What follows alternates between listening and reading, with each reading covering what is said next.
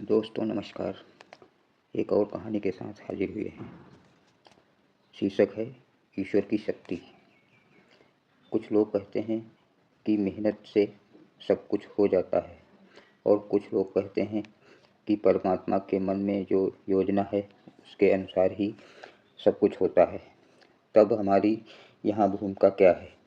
अगर सब कुछ पूर्व नियोजित है तो हम क्या हैं? और अगर सब कुछ पूर्व नियोजित नहीं है, मेहनत से सब कुछ हो जाता है, तो ईश्वर की जो बृहत इच्छा है वह तुच्छ हो जाती है। इसलिए यह भी संभव नहीं है। इस स्थिति में कर्म की चेष्टा का मूल्य और पूर्व निर्धारित वस्तु का मूल्य कहाँ तक है? पहली बात, तुम जो चेष्टा करते हो, काम करते हो, उस काम को करने की बुद्धि, काम करने की शक्ति और काम करने की कुव्वत कहाँ से आती है? जो बुद्धि है वो तुम्हारी नहीं है। तुम्हारी जो कर्म चेष्टा है और कर्म प्रचेष्टा है उसकी मालकियत तुम्हारी नहीं है। तब इस बात का क्या? परम पुरुष अत्यंत शक्तिशाली है और उसकी शक्ति का एक बूंद तुम्हें भी दिया है उन्होंने।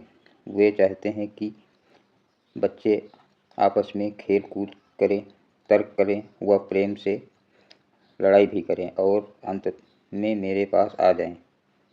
तो परम पुरुष के बच्चे जो करते हैं उनकी शक्ति और परम पुरुष जो करते हैं वो अपनी शक्ति से तुम्हारे पास जो शक्ति है वो सीमित है और उसके पास जो शक्ति है वो अनंत है। तुम्हारी कर्म चेष्टा परम पुरुष की बहुत कर्म चेष्टा का अंश मात्र है। जैसे खिलौने में चाबी लगा देने पर वो चलना शुरू कर देता है, ठीक उसी तरह का संबंध चाबी के समान यह बात मनुष्य और परम पुरुष के संबंध का दृष्टांत मात्र है। तो क्या इंसान की आज़ादी नहीं है? तुम्हारी शक्ति जो तुमको मिली है उसका मूल आधार परम पुरुष है। जो चाहेगा वही होगा। यद्यपि उन्हीं की चाह के अनुसार काम होता है, मगर तुम्हें यह संतोष मिलता है कि मेरी चाह के अनुसार काम हुआ। बुद्धिमान क्या करेंगे? अपनी चाह को उसकी चाह में मिला देंगे। उस अवस्था में होगा क्या? क्योंकि साधक की चाह और परम पुरुष की चाह एक बन गई, अंततः साधक की सभी चाह की पूर्ति हो जाती है। ओम श्री साईं राम।